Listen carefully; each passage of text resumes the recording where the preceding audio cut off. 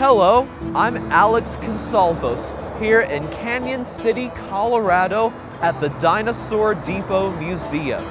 My friend behind me here is an Allosaurus fragilis. He was one of Colorado's very first true residents.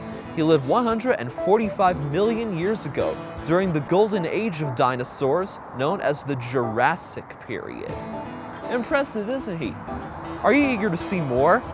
Then come with me and we'll take a journey through the age of the dinosaurs.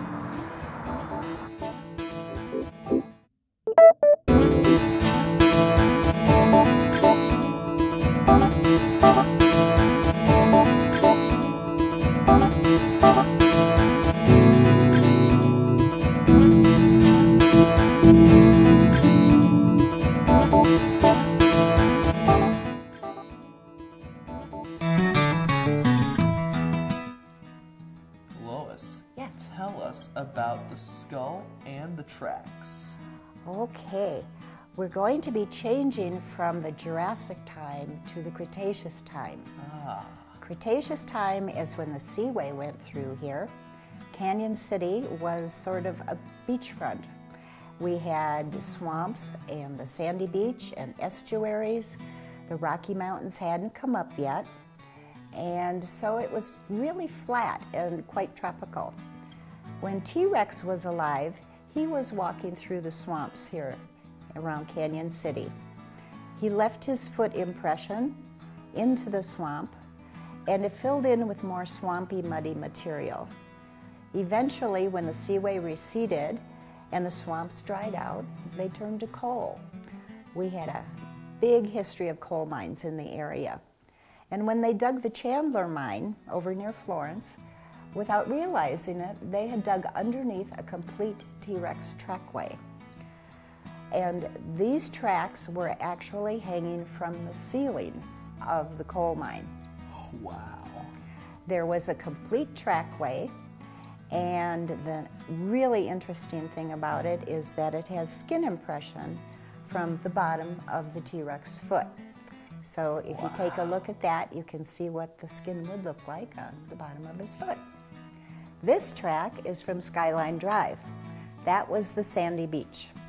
And the little ankylosaur was walking in the sand on the beach, leaving his footprint, just like the T-Rex did, only this time it filled in with sand. And then eventually, as it dried out, it became sandstone. Then the plates started moving, the tectonics started working, and the Rockies uplifted, and the bottom of the tracks started to show. We have a complete trackway up on Skyline Drive with those footprints walking up the side of the cliff.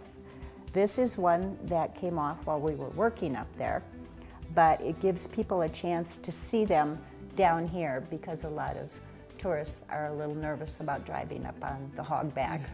It's a little high for them, but it gives you an idea of the difference between the sandstone, the coal mud mix, but basically the prints were made the same way. Now the skull up here that you were talking about, it's not from a T-Rex, it's from an animal called a Nanotyrannus. A close relative of T-Rex. He was a close relative. They're sort of a pygmy T-Rex. Probably wouldn't stand too much taller than you, but their skull is a lot different than a T-Rex skull. A T-Rex skull is more rounded and doesn't have the big flare at the back. This fellow has a really long snoot, and a T-Rex, of course, is more rounded. But they were found up in Montana, and at first it was thought that they were baby T-Rexes. There were a whole bunch of them together. And then the more they studied them and their skull and things like that, they realized they are from that family, but it's a different species. So that's what the story on the little skull is. That's our little Nanotyrannus. Now I noticed that there's a fish up there. May we have a little information about the fish? Sure. The fish is called an Ichthyodectes. It swam in that western interior seaway that went through here. And the Ichthyodectes was, he would get to be about 10 feet long, So it was one of the smaller fish, actually. They were plated almost like a sturgeon. And this particular specimen is between 80 and 65 million years old. Wow. And if you look real close at the stomach area, you can see a little backbone and some skull bones, which belong... Last meal. His last meal, you bet. It belongs to another fish called a gillium. And evidently he had eaten it shortly before he died, and then it stayed in his belly and fossilized along with him. So it's a really interesting specimen. That is so cool. Now, there is an exhibit window behind us with some fossils. May we take a look at that? We certainly can. Let's go back and look.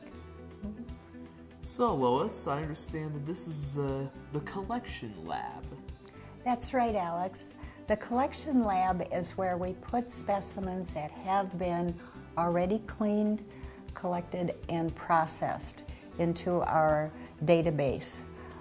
In the window of the collection lab, we use it as another display area, and at the present time we have a lot of the seaway fossils in it also, everything from coral to clams to our Dinosaur skull and lower jaws that one of our volunteers prepared.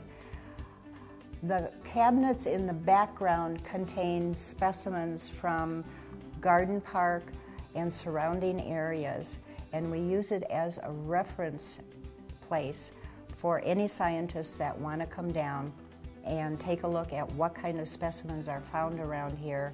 Everything has been GPS'd, logged in, and all the information is there so they can go to the exact spot where all of these things have been found. Interesting.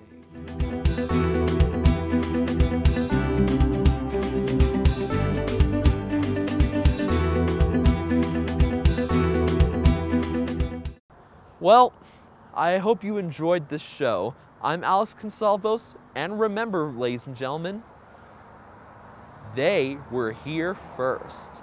Goodbye, everybody.